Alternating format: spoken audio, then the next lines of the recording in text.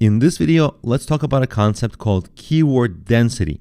And we're also going to talk about a concept called keyword stuffing, which is something that can get you penalized by Google. And so you don't want to do keyword stuffing, but you want to have keyword density in your pages. So let me define keyword density for you. It's easy to understand.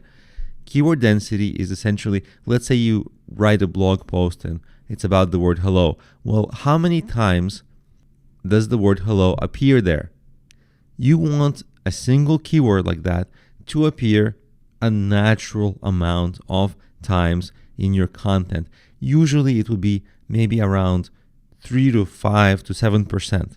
And in Google's eyes, if the content, for example, appears very infrequently, very rarely. So for example, the article is about the word hello, but there's only one mention of the word hello or no mentions of that word in the whole article, well then Google will think this is not really about the word hello.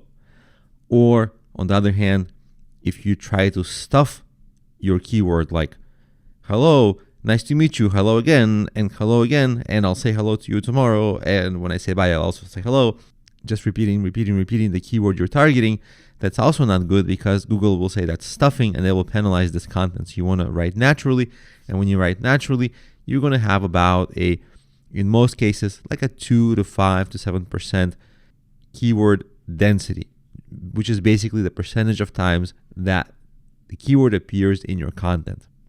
And of course, you don't want to count 1 time, 2 times, 3 times.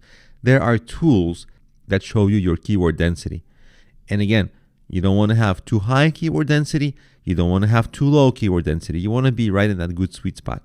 So I had a tool that I used to show in this course, and then this tool got old, and then this tool started having bugs and students had started complaining. So this video is actually a redo.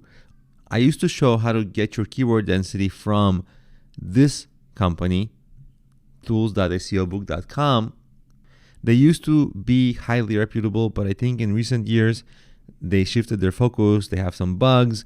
So don't use this one because students have had a lot of problems with that one.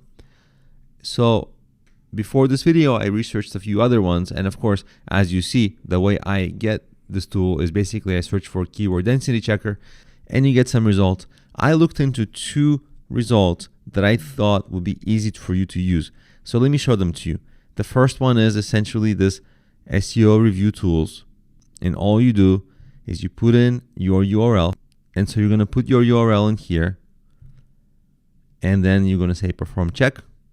It's going to think for a little bit because it has to go and fetch your page and calculate all the content.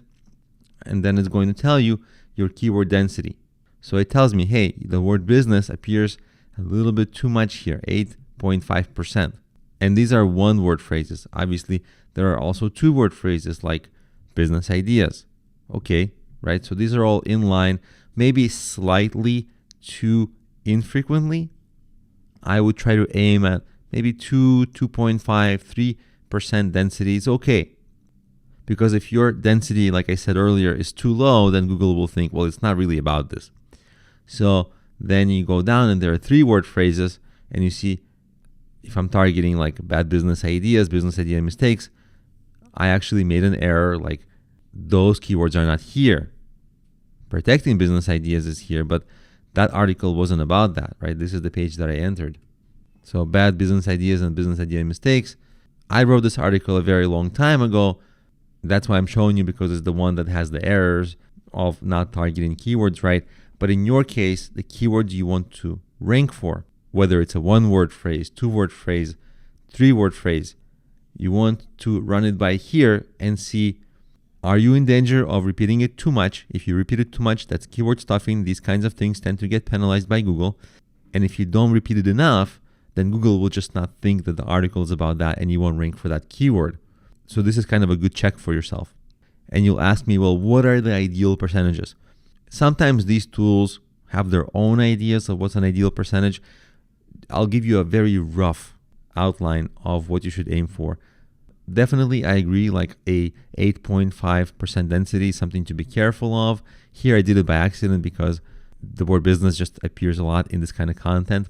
But if you stay under 7% and over 3% with the keywords you really want to target, you're in the safe area.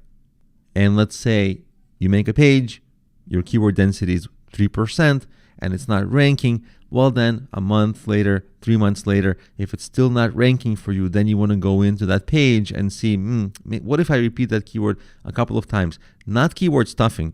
So not like 10% keyword density, but instead of a 3% keyword density, make it 4% keyword density, leave it, see how it performs, because it takes Google time to index it and re-rank everything. It really is time consuming, frustratingly time consuming. So be patient with it. Then you want to go to your 2-word phrases. Again, the 2-word phrases will naturally repeat fewer times, right? So the density here should be less. So keep it under 5%, but definitely the keywords you want to rank for, keep it over 2% here. You see, maybe I was a little bit not careful about making it obvious to Google that, hey, these are the keywords I'm targeting. And the same thing for the 3-word phrases. You can keep them up to 5% if you want to be safe, under 4%, but certainly you want to keep them over 1 or 2% so that Google doesn't get confused what your article is about. So this is a good check. This tool is nice because it doesn't require any kind of sign up, no logins. And if you don't like this tool, then you can just choose any tool really, because you just basically go through the search results and find the one that you like that works well for you. So that's keyword density and keyword stuffing. Now you know how to avoid a number of common errors with your keyword use frequency. Also, it's important that you understand that Google has actually never released official percentages or guidelines on correct keyword density. This is why the SEO community just has these approximations that I'm giving you.